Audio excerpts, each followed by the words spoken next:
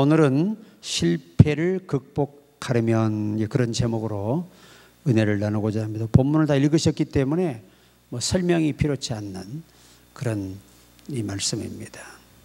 우리가 이 말씀을 우리가 이제 읽으면서 이스라엘이 왜 실패했으며 또 어떻게 실패를 성공으로 바꿨느냐, 이 문제를 우리 집중적으로 오늘 말씀을 통해 나눠보기로 하겠습니다. 첫째, 우리에게 소중한 팩트 하나가 있는데 그게 뭐냐면 개인의 숨은 죄가 공동체 전체를 파괴할 수 있는 그런 죄도 있다는 겁니다.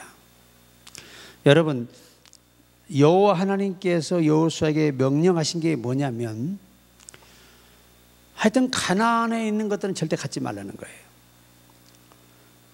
그리고 특히 아이 성은 아이의 흔적도 없이 없애버리라는 거예요. 그러니까 아이부터 장성한 자까지 이르러 모든 재물, 재산, 금은 보화 다 있어도 이것들을 다 불살라서 없애버리라는 겁니다. 지상에서의 영원히 그 이름을, 이 족속 자체를 다 없애버리라는 거예요.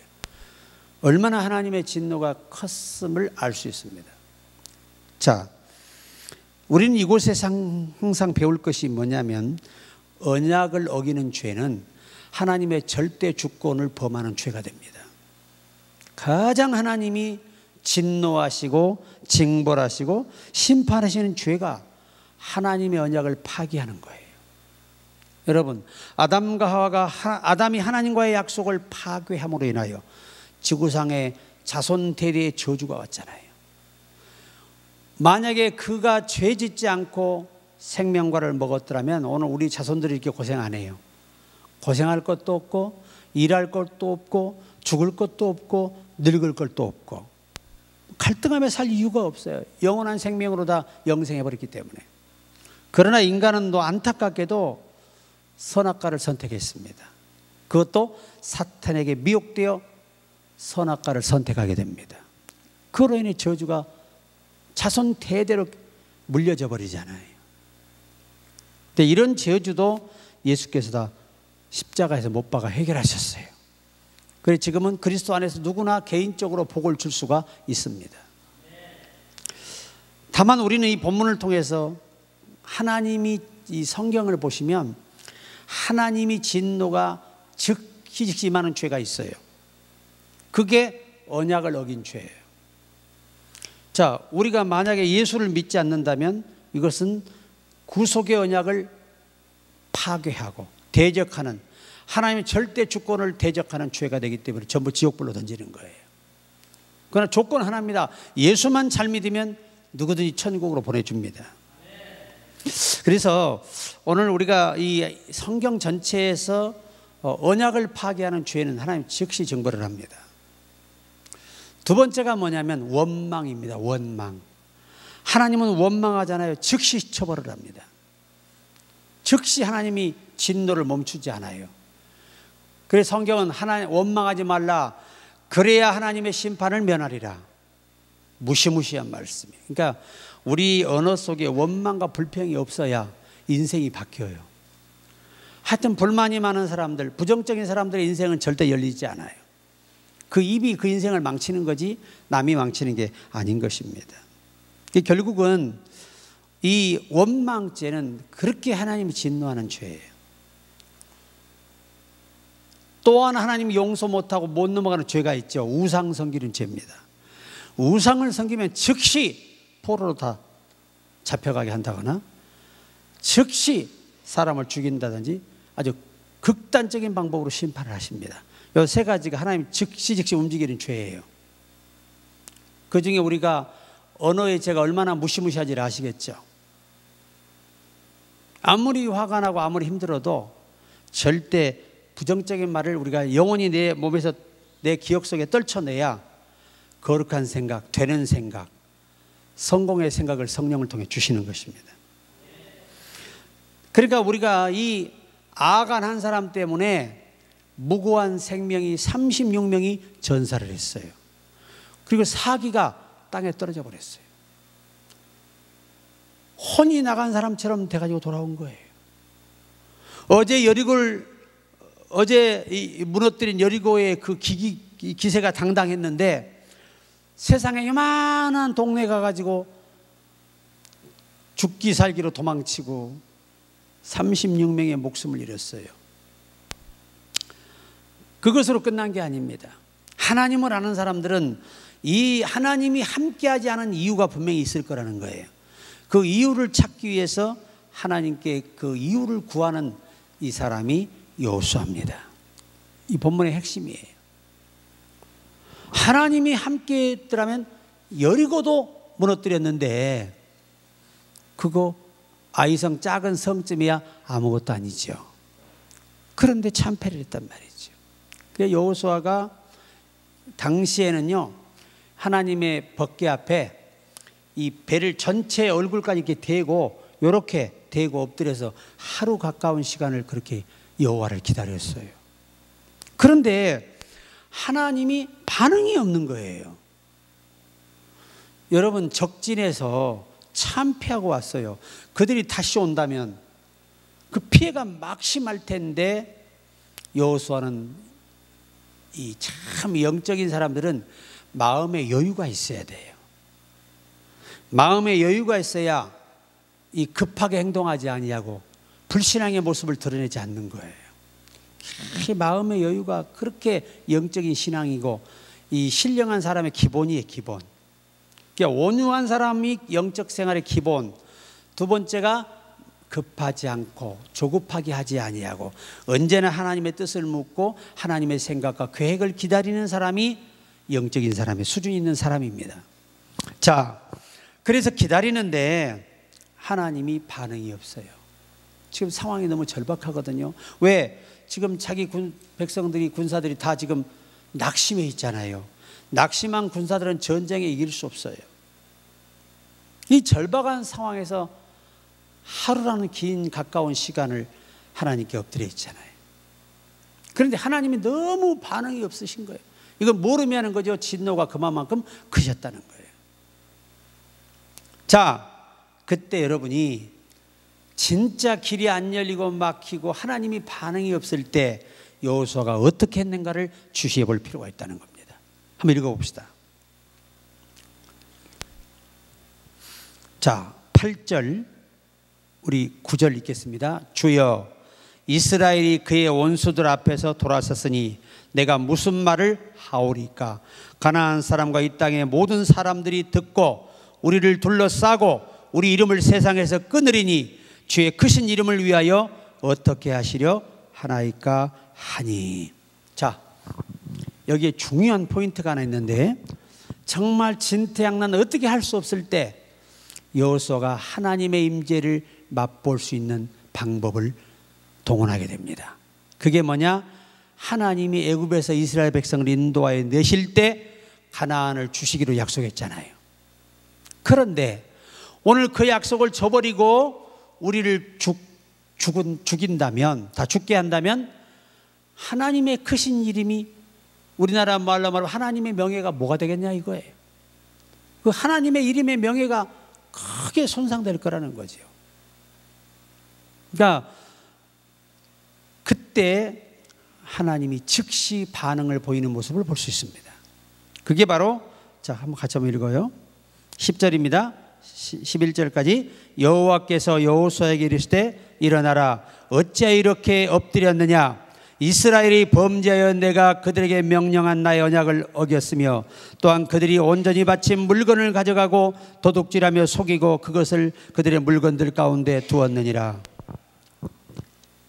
하나님이 한나절 아침부터 오후 5시까지로 추정하고 있습니다. 그렇게 엎드려 있는 사람도 얼마나 힘이 들겠어요. 앉아서 그렇게 기도해도 힘들어요. 근데 온몸을 대고 이게 누워있으면요 심장이 문제가 오게 되고요 죽을 수 있어요. 그런데 여호수아가 기도하고 하나님을 기다려도 반응이 없으시니까 약속의 말씀을 붙잡은 거예요.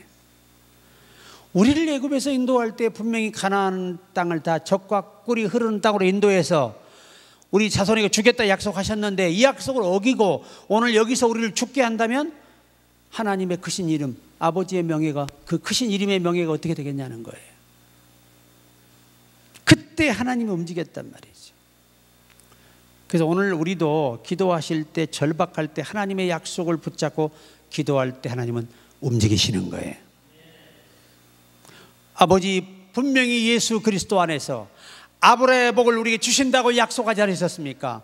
오늘 내게 그 약속을 이루지 아니하시고 우리를 망하게 하신다면 하나님의 이름이 어떻게 되겠습니까? 이렇게 우리가 기도한다면, 의심하지만 않는다면 하나님은 우리를 위해 움직일 수 있습니다. 그러니까 우리가 항상 두 번째 팩트가 뭐냐면 하나님께 바쳐진 물건은 사람이 손대서는 안 된다는 겁니다. 이들이 실패한 이유가 뭡니까? 하나님께 바쳐진 것은 다 하나님 거예요. 이거를 손대는 건 하나님의 거룩한 것을 도둑질하는 죄가 되는 겁니다. 여러분 11조는 언약된 재물이잖아요. 그죠? 이건 하나님의 명령이에요. 영원토록. 이것은 내 것이 아니에요. 이것은 하나님의 것입니다. 이것을 내게 두면 저주가 돼요. 그래서 말라기 3장 10절에도 황충을 보낸다고 말씀하잖아요. 또 우리가 작정 예물을 드린다면 매주 5,000원 했으면 매주 5,000원 작정 예물을 드려야 되는데 기분 따라 다르고 돈 따라 달라. 그 주 상황 따라. 여러분 작정 예물은 10,000원 더 드리면 더 감사하지. 하나님은요 가난뱅이가 아니십니다. 하나님은 부여하신 분이에요. 약속을 지키는 게 중요한 거예요. 그러니까 처음부터 신중하게 기도하고 이 주정헌금이라든가 이런 주정헌금은 다 이게 소원 예물과 같은 거거든요. 자기 하나님께 약속하고 그 예물을 지키는 거예요. 그런데 돈 없으면 안 해버리고 있으면 하고 또 작게 있으면 작게 있는 대로 해버리고 이렇게 되면은 하나님의 거룩하게 바쳐진 것에 대한 범죄 행위가 돼요.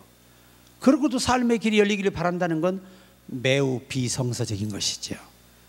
하나님은 물질이 크고 작음을 보는 게 아니라 하나님 앞에 정한 예물을 드리는 것이죠. 11조도 하나님 거고. 그렇잖아요. 근데 많은 사람들이 11조만 하는데 신앙생활을 잘못하고 성경을 잘못 보고 있는 거예요. 하나님이 구별한 것은 11조와 헌물이라. 헌물은 희생예물도 되고 감사예물도 되고 이런 특별한 예물이 되는 겁니다. 이 두 개는 하나님의 언약이에요.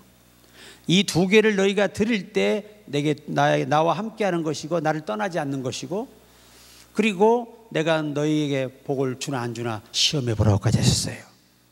그러니까 우리가 그러나 이 아간은 하나님께 바쳐진 그 외투하고 금덩어리 하나와 은이 뭐라고 이것 때문에 자기 영혼을 팔고 자기 자녀를 다 죽이고 파멸해 버리잖아요. 우리가 진짜 내 가정을 위하고 내 자녀를 위하고 내 삶을 위한다면 하나님 앞에 바쳐진 것들은 과감하게 드리는 신앙생활을 가르쳐야 되고 또 그렇게 배우고 실천해야 합니다. 그러니까 성경은 단언해요. 주라 그리하면 내가 너희에게 줄 것이니 후히 되어 흔들어 넘치도록 너희에게 안겨주리라. 그렇게 약속을 하시잖아요. 여러분이 만약 주의 종으로 쓰임받기로 드리기로 내 몸을 소원했다면 이 몸은 내 것이 아니에요. 이건 바쳐진 거예요. 이건 하나님 겁니다. 이 몸을 그 용도 외에 다른 걸로 쓰게 되면 이것은 그 인생의 파멸이 시작되는 거예요. 그래서 너희가 주의 사자 앞에서 소원한 것을 실수라고 생각하지 마라. 반드시 지켜야 한다는 겁니다. 그렇지 않으면 너희 하는 모든 일을 멸하시리라. 원문은 실패케 하시리라. 그가 사명과 본질을 하나님에게 바쳐진 것 외의 것으로 그가 몸을 던진다면 그 모든 자체가 실패의 삶이에요. 그 우리가 이런 말씀을 우리가 통해서 참 아간이 얼마나 어리석은지를 아시겠죠. 그 자기의 작은 욕심, 잘못된 생각, 잘못된 판단, 잘못된 행동이 무고한 자기 아내와 자녀들까지 전부 죽게 하고 오히려 자기 있는 모든 재산을 다 아골골짜기에다 돌무덤 만들어 묻어버렸어요. 여러분, 많은 그 사문서에서 이 사건에 대한 얘기가 나오는데 36명이 죽었잖아요. 그때 돌을 가장 먼저 들고 뛰어나온 사람이 그 희생자였다고 전해오고 있어요. 그 희생자의 부인들이, 자녀들이 와서 먼저 돌을 쳤다는 거예요. 생각해 보세요. 그 한 사람이 여호와께 범죄에 우리 무고한 내 남편이 죽었단 말이에요. 가정이 파괴되잖아요. 그래서 더 진노가, 분노가 나서 그들을 더 응징했다라고 전해오고 있어요. 항상 이스라엘은 그런 문화와 법이 있잖아요. 이는 이로, 눈은 눈으로. 네 남편이 우리 남편 죽게 했으니까 우리가 너희를 죽여야, 이거거든, 율법이. 그래서 앞장섰다는 거예요. 그래서 특히 이제 그래서 이거 이제 여호수아가 혹시 그들의 그 작은 이로를 주기 위해서 그 돌로 치게 했다는 겁니다. 참 어마어마한 일이죠. 하나님은 공의로운 분이시잖아요. 항상 우리가 생각할 것은 하나님의 것은 절대 손대지 마라. 손대면 손댈수록 나는 파멸의 길로 가는 것이다. 이게 본문이 주는 교훈이에요. 한번 생각해 보세요. 이 사건을 인해서 얼마나 이스라엘 백성들이 경각을 하고 두려워했겠습니까? 이야, 그 작은 건데 하나님 용서하지 아니하시고 그들을 능지처참하시는 모습을 볼 수 있잖아요. 그리고 나서야 하나님의 명령이 임하는 거예요. 다시 보세요. 하나님과의 관계가 회복이 되는 거예요. 아무리 군사의 숫자가 많고 어제 여리고를 넘어뜨렸다고 해서 오늘 아이삭을 쉽게 이기는 거 아니에요. 오늘 하나님이 함께 할 수 없는 사람이 되면 할 수 없는 거예요. 그 지난날의 과거의 그 환희에 빠지지 말라는 거예요. 과거에 도왔다고 오늘 나를 돕는 거 아니에요. 오늘 도울 수 있는 믿음을 가져야 도우시는 거예요. 이게 본문의 핵심이에요. 핵심. 얼마나 기세가 등등했으면 2-3천 명쯤만 보내주시면 가서 다 진멸하고 오겠다고 했잖아요. 그런데 가서 다 끝내고 온 줄 알았더니 세상에 사람이 목숨을 잃고 말이죠. 비극으로 돌아온 거지 않습니까? 그래서 우리는 항상 기억해야 되는데, 자 10절입니다. 10절. 이제 이들을 다 이제 처리하게 되죠. 완전히 처리했습니다. 자, 8장 1절 한번 가보시죠. 자, 실패를 극복하는 비법입니다. 같이 읽습니다. 여호와께서 여호수아에게 이르시되 두려워하지 말라, 놀라지 말라. 군사를 다 거느리고 일어나 아이로 올라가라. 보라, 내가 아이 왕과 그의 백성과 그의 성읍과 그의 땅을 다 내 손에 넘겨 주었으니. 아멘. 이제야 하나님의 결제가 떨어진 거예요. 여러분, 저를 보세요. 하나님은 우리가 하나님 앞에 범죄했을 때 그에게 절대 응답이 오지 않아요. 이미 하나님과의 관계는 차단된 거예요. 여러분, 작은 혈기 한 번에 가장 소중한 하나님과의 교제를 잃어버릴 수도 있어요. 작은 우리 언어의 실수 하나가 우리의 소중한 영적인 하늘의 비밀을 놓쳐버릴 수가 있다는 거예요. 이게 얼마나 이게 중요해. 그래서 예수께서 너희가 무익한 날, 어떤 무익한 말을 하든지 심판날에 신문을 받으리니, 다른 죄는 다 기억하지 아니하시는데 말로 사람을 죽이고 말로 이렇게 범죄한 자들은 반드시 신문하시겠다는 거예요. 심판대 앞에서. 참 무시무시한 일이죠. 무시무시한 일. 그 오죽하면 주께서 야고보를 통해서 선생되기를 즐겨하지 말라는 거예요. 왜? 그들이 먼저 심판을 받는다는 겁니다. 그들이 길을 잘못 안내하면 모든 사람이 잘못된 길로 가버리는 거예요. 그래서 바른 성경관, 바른 신앙관을 가지고 가르치는 목회자가 하늘의 상급을 받겠죠. 우리가 그 주인공들이 됩시다. 그래서 저는 항상 우리가 오늘 말씀의 핵심을 놓쳐서는 안 돼요. 핵심을. 다시 한번 정리합니다. 어제까지 나와 함께 했다고 오늘도 함께 하는 거 아니에요. 오늘 내가 악을 품으면 함께 하지 않아요. 돕지도 않으세요. 무응답이세요. 그 원인을 알기에 회개하고 돌아설 때까지 하나님은 기다리십니다. 이 하나님을 배워야 돼요, 우리가. 이 말이라고 하는 말, 마알, 이 히브리어로 말이라는 말이 범죄했다는 말이에요. 근데 이 범죄라는 말이 무슨 말이냐? 신뢰를 배반했다는 거예요. 신뢰를. 이게 무슨 말이죠? 믿음을 떠났다는 거예요. 하나님을 향한 믿음을 저버렸다는 거예요. 신과 인간도 뭘로 유지가 되죠? 신뢰 관계로 유지가 돼요. 우리가 하나님을 100% 경외할 때 그분도 우리를 향한 충성심을 인정하시고 당신의 뜻을 이루도록 영광을 주시는 것입니다. 정말 중요한 메시지예요. 이 헤렘이란 말은 이 바쳐졌다는 말이에요. 근데 이게 무슨 말이냐? 완전하게 바쳐야 돼요. 여러분, 이스라엘 백성들이 그 바쳐진 땅에서 돌아올 때 이 신발을 다 씻고 온다고 합니다. 하여튼 아이성에서 밟고 나온 흙먼지까지 다 털어버린다는 거예요. 그게 100% 하나님께 바치는 거예요. 그게. 그래, 예수님도 신방 가가지고 축복을 안 받아들이면 돌아 나올 때 먼지도 털어버리고 오라 그러잖아요. 우리가 빈 복을 그 집이 받아들이면 그 평안이 그 집에 임하고, 그들이 그것을 거부할 때는 먼지도 털어버리고 돌아오라는 것이 다 이런 데서 유래된 거예요. 어원이. 그러니까 우리 모두, 여러분과 내가 축복을 가족들에게 빌잖아요. 예수 믿어서 구원받아야 돼. 아이고 형님이나 아이고 많이 믿으시오. 하나님 앞에 그가 심판대 앞에 당할 일은요, 상상을 초월해요. 그러니까 여러분과 내가 죽고 사는, 영혼이 죽고 사는 문제를 가지고 사람을 찾아가는 거 아니겠습니까? 받아들이면 복을 받지만 받아들이지 못하면 저주가 임하는 거예요. 예수님 말씀입니다. 헤렘, 그러면 완전히 받쳐져야 한다. 뭐까지? 옷에 그 아이에서 묻었던 먼지, 신발에 먼지까지 다 닦아서 털어버리고 돌아온다는 거예요.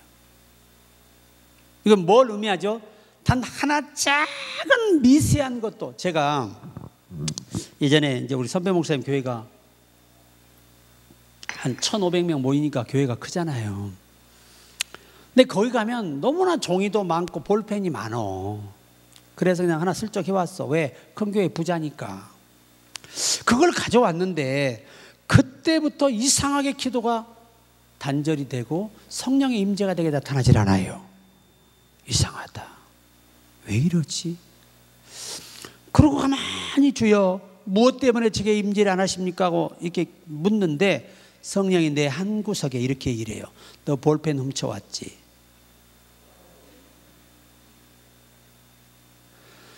그래서 볼펜 4개를 사가지고 4배로 갚아야 되니까 갖다 주고 돌아오는데 그렇게 마음이 평안해요. 그날 밤에 깊이 주님을 만났어요. 그 작은 먼지를 털어야 한다는 게, 하나님의 교회에 있는 물건은 모두 성물이라는 거야. 이건 내 것이 아니고 하나님께 바쳐진 거라는 거야. 야, 나는 그때 그 하나님을 만졌어요. 그렇게까지 세심하게 간섭하시고 나를 쪼이시는데 살 수가 없어. 그래도 너무나 행복하더라고요. 그래, 지금은 남의 교회 가도 절대 안 가져와요. 말하고 가져와. 목사님 이거 하나 가져가요? 오케이? 그러면 상관없어. 그런데 설정하면 안 된다 이거야. 이게 다. 이것도 절도죄예요. 고소하면. 오늘날은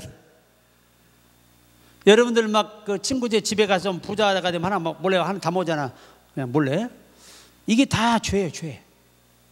그것까지도 성령께서 나와 함께 하시는데 치명적인 손상이 되기 때문에 이런 말씀을, 오늘 본문 말씀을 대하면서 우리 생각을 바꿔야 한다는 거예요.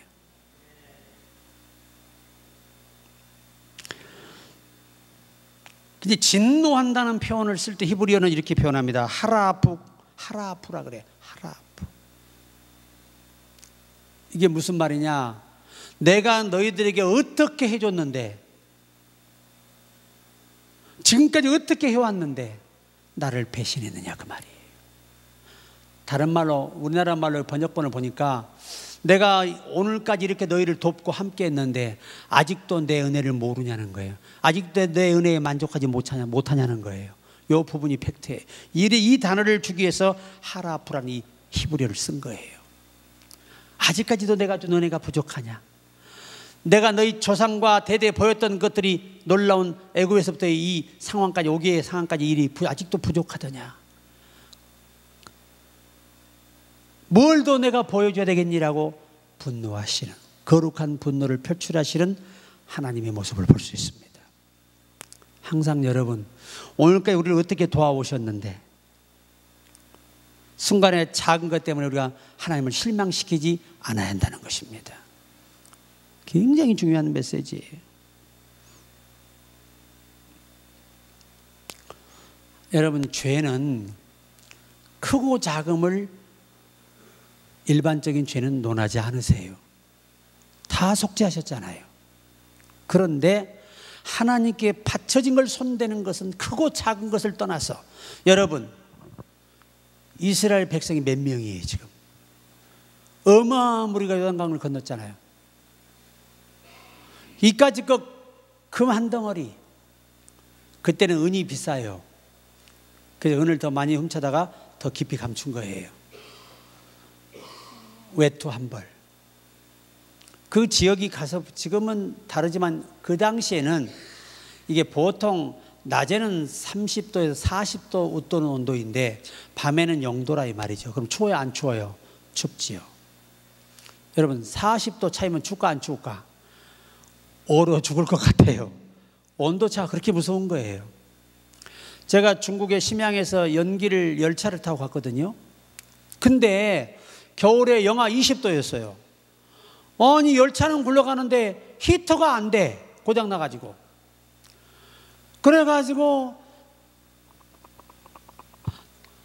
덜덜덜 얼마나 추운지 달달달달 떨면서 정말 연길에 가서 내리는데 다리가 안 떨어져. 반 얼어가지고. 와, 세상에 히터 하나 안 들어왔다고. 그런데 열차에 가면은요, 그 승무원들이 고마운 게 계속 차를 갖다가 따뜻한 차를 계속 부어줘요. 참 신기하대고. 그걸 홀짝홀짝 마시면 더 덜 추워. 근데 다들 추우니까 계속 마시니까 이제 화장실이 밀려 있어. 열차 화장실은 제한되어 있고 참 그것도 죽을 일이야. 그러니 우리가 하나님 은혜 속에 이렇게 사는 게 얼마나 감사한지 말로 할 수 없어요. 할 수 없어요. 제가 이 장춘성 유수를 갔거든요. 거기에 저희가 교회를 지었어요. 제가 사진 다 가지고 있는데 교회를 잘 지었거든요. 그 지은데 5천만 원 들었습니다.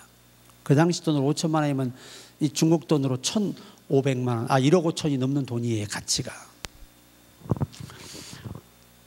그런데 겨울에 갔어요. 성전 이제 봉헌식하러 갔는데 세상에, 아니 골목을 가는데 골목 한쪽이 넓은 데가 전부 다 사람이 일을 본 곳으로 꽉 채워져 있어. 도로에, 골목 길에. 이게 뭔 일인가. 그러니까 하는 말이 남무스도 가서 거기서 싸야 된대.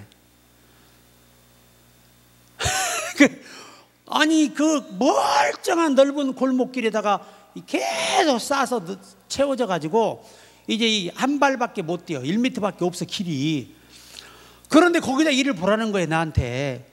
이게 적응이 되겠어요 제가. 근데 밤가에 참다가 이제 막 밀려 나오니까 방법이 없네 사람이라. 나도가 똑같이 일을 봐야 돼. 아이고 일 보니까 얼마나 시원한지 몰라. 참 그런 경험을 하게 됐네요. 근데 이제 우리 유수의 그 자매가 이제 우리 같으면 집사님이죠. 그분이 아이들을 가르치다 잡혀가지고 가서 고문을 많이 당했어요. 그런데 또 잡혀갔어요. 그러니까 하지 말라고 그렇게 고통을 겪고 나와 또 애들을 가르치다 잡힌 거예요. 그래가지고 이번에는 요 공안에 끌려가가지고 지하로 끌려갔는데 지하에 그 물 나오잖아요. 찬물이 솟구치는 수도, 이 수도를 물을 뚫어가지고 물이 솟아오는데 거기다 발을 수갑으로 묶어놓고 거기다 24시간 그러니까 이틀이 48시간을 묶어놓은 거예요. 여러분, 지하수 물이 따뜻해요? 차가워요? 상상을 하지 마세요. 그 고문을 다 이겨냈대요. 예수님 십자가에 달리고 피 흘린 것만 생각했대요. 그리고 나와가지고 그때부터 몸에 문제가 왔는데 네이도 3개, 4개 껴입어야 되고, 이 겨울 파카 있죠? 털 파카, 그거 2개씩 입어야 되고, 그리고 이불까지 뒤집어 쓰고 있어요. 그래서 우리가 갔더니 제가 사진도 있는데 뭐라고 하냐면, 목사님, 나는 또 다시 애들 가르칠 거라는 거야.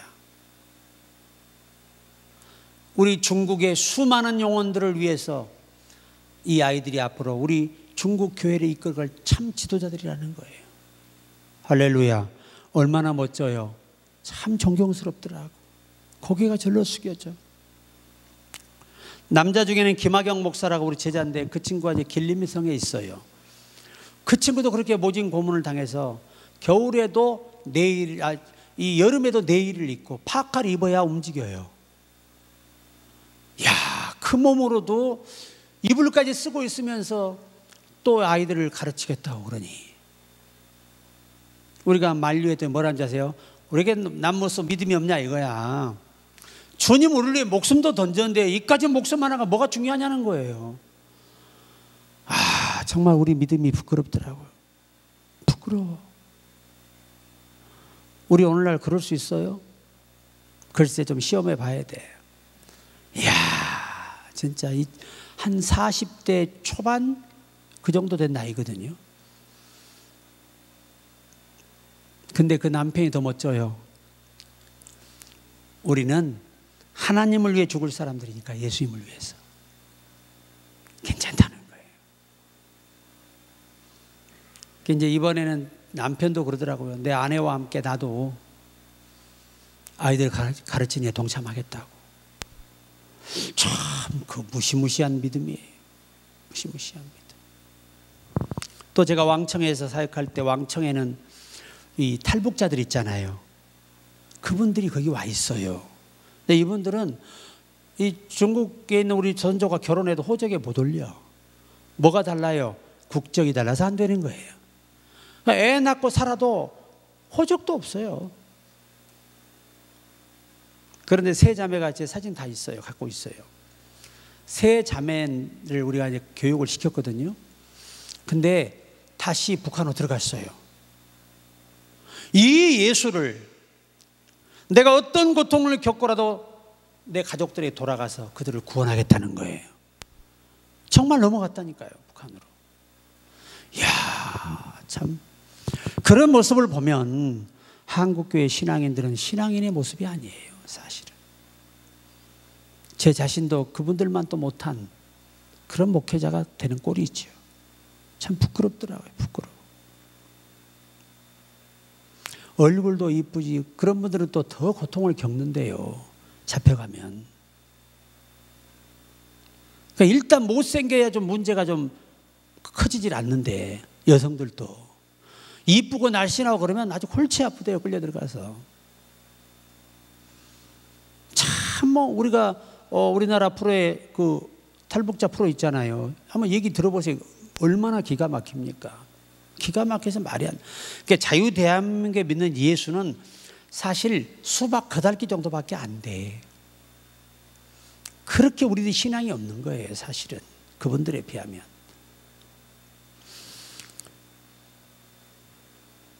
그래서 우리가 항상 오늘 본문을 보면서 기억할 것이, 하나님이 함께 하려면, 오늘 또 함께 하기를 원한다면 이 아침에 무릎 꿇어 그분의 임재를 경험하시기 바랍니다. 사도 바울이 뭐라고 합니까? 너희 안에 그리스도가 계신가 시험하여 보고 확신 안에 거하라는 겁니다. 그래서 저는 항상 생각하는 것이, 이 구절을 볼 때마다 참 우리에게 비전도 주지만 너무 내 스스로가 내가 초라해져요. 여러분, 진짜 위기 속에 있을 때 여호수아처럼 마음의 여유를 가지고 하나님을 기다릴 줄 아는 이 여유가 여러분이 있기를 바랍니다. 이 여유가 바로 마리아의 남편 요셉에게 이런 여유가 있었기 때문에 주님의 응답을 받은 거예요. 이런 여유의 영적인 힘이 없었더라면, 근데 인간은 다급하면요 무릎 안 꿇어요. 먼저 설칩니다. 첫째 말로 설쳐, 두 번째 몸으로 설쳐, 아주 있는 없는 방법을 다 써가면서 굉장한 척합니다. 그러다가 파멸하는 겁니다. 우리가 야곱이가 세겜에서 자기 딸이 강간당했잖아요. 아들들이 세겜 사람들 남자들 다 할례 받아야 우리와 함께 결혼도 할 수 있고 공동체를 이루며 연합하여 살 수 있다. 그러니까 여자에 미쳐가지고 다 할례 받아버린 거 아니에요. 그때 이 아들들이 급습에 다 죽여버리잖아요. 자, 여러분, 자기 자식을 다 죽였어. 그 부모가 야곱과 그의 아들들을 잡으면 가만둘까요? 능지처참하겠죠. 자기 자식을 다 데려갔는데 가만히 있을 부모가 어디 있어요? 있는 나라의 국고 다 열어가지고 동맹군을 다 돈으로 사가지고 복수하겠다고 야곱을 쫓아오고 있는 상황입니다. 저와 여러분 같으면 심장이 떨리고 밥이 넘어가야 잠이 와요. 언제 목에 칼이 들어올 줄 모르고 잡히면 그 악랄함이 가만히 있겠습니까? 자기 자식을 다 죽였는데. 세겜 사람들은요 사람을 즉시 죽이질 않는데요, 이 송곳 같은 걸로 계속 찍어서 아픈 데만 찍어서 뼈가 말라 죽을 때까지 고통받아 죽이는 것이 세겜 사람들의 당시의 악랄함이라고 전해오고 있습니다. 그러면 야곱이 그 잔인한 사람들을 모르겠습니까? 그런데도 지금 그들이 진군하고 있는 걸 추적하고 있는 걸 알면서도 왜 이렇게 여유로운 겁니까? 거기서 하나님이 나타나실 때까지 기다리는 걸 보십시오. 대단하지 않아요? 인간이 너무 하나님을 믿음으로 기다려버리니까 나중에 하나님이 급해져가지고 야곱아 일어나라 해가지고 빨리 베델로 도망가라는 겁니다. 그제서야 움직이는 걸 보세요. 그리고 그들이 끝까지 다 따라와서 주위까지 왔어요. 왔는데 하나님이 주위를 두렵게 하심으로 더 이상 쫓아오지를 못해요. 아멘. 믿음의 여유가 있는 사람만이 급할수록 하나님을 만날 수 있고 그것이 오히려 사는 길이라는 것입니다. 자, 결론의 말씀을 드리면 이 아골골짜기가 오늘날까지 전해오는 이유는 하나님의 언약을 파기한 자들에 대한 처벌이 있었던 곳, 하나님의 심판이 있었던 곳을 항상 표기할 때 아골골짜기라고 이렇게 표기를 하고 삽니다. 자손 대대가. 왜 그 아골골짜기란 말만 들으면 어떤 생각이 들어요? 하나님의 명령을 어겨서는 안 된다. 그러면 아간꼴 난다 이거예요. 이것을 계속 되새기게 하기 위해서, 이런 범죄를 다시는 못하게 하기 위해서 그 아골골짜기를 기념으로 남긴 거예요. 오늘 여러분, 아골골짜기에서 희망의 문으로 하나님이 여호수아에게 길을 열어주셨어요. 오늘 우리 모두 꼭 기억해야 됩니다. 첫째 팩트가 뭐였죠? 첫째 팩트, 하나님의 언약을 파기하지 마라. 하나님께 바쳐진 것을 손대지 마라. 그리고 하나님이 뭘 기다리는 영적 생활, 하나님이 원인은 하나님만 알고 계실 거 아니에요. 사람은 누구도 몰랐습니다. 그런데 하나님은 속일 수 없어요. 그 하나님이 그 죄를 드러낸 거 아닙니까? 어떤 자에게 드러내느냐? 여호수아처럼 하나님을 신뢰하고 여유를 가지고 하나님을 찾는 자에게 비밀을 알려주시는 거예요. 뿐만이 아닙니다. 이 한 사람의 작은 행동이 얼마나 공동체에 엄청난 영향을 미쳤냐 이거예요. 천군이 사기를 잃어버릴 정도까지 심각한 상황이 왔으니 여호수아가 하나님에는 이 문제 해결할 방법이 없거든요. 그래서 끝까지 인내하는 모습을 볼 수 있습니다.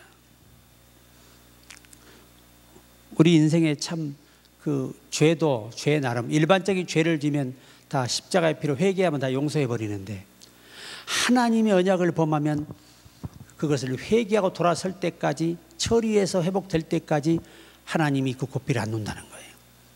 그 제가 3대 하나님 즉각 저주 내리는 3대가 뭐라고 그랬죠? 언약을 파기하는 죄, 그 다음에 하나님을 원망하는 죄, 그 다음에 우상을 섬기는 죄. 요 죄들은 즉각 하나님 움직여요. 가장 우리가 일상에 짓는 죄가 뭐예요? 말로 짓는 죄, 원망죄입니다. 항상 상대를 원망해. 직원은 사장을 원망해. 사장은 직원을 원망해. 그 회사가 될까요? 안 됩니다. 교회도 그래. 사사건건 목사, 담임 목사를 원망하고 또 담임 목사는 성도들을 원망하면 그 교회가 돼요, 안 돼요? 안 되지요. 파괴됩니다. 그래서 우리에게 소중한 것은 용서라고 하는 단어입니다. 용서. 그리고 또 하나 말씀드렸죠. 언약의 말씀을 붙잡고 하나님께 기도하라는 겁니다. 이 성경은 32,500가지의 약속이에요. 이렇게 하라, 이렇게 하겠다는 겁니다. 그러니까 하나님은 다 열어놓고 준비해 놓으셨어요. 우리가 믿음 회복하고 은혜 회복하고 받으면 되는 것입니다. 그래서 오늘 말씀 생각하시면서 우리 모두 남은 생은 늘 하나님이 함께하기 위해서 아침의 기도가 얼마나 소중한가를 느끼시고 평상시의 승리가 여러분 삶이 되기를 주의 이름으로 축원합니다.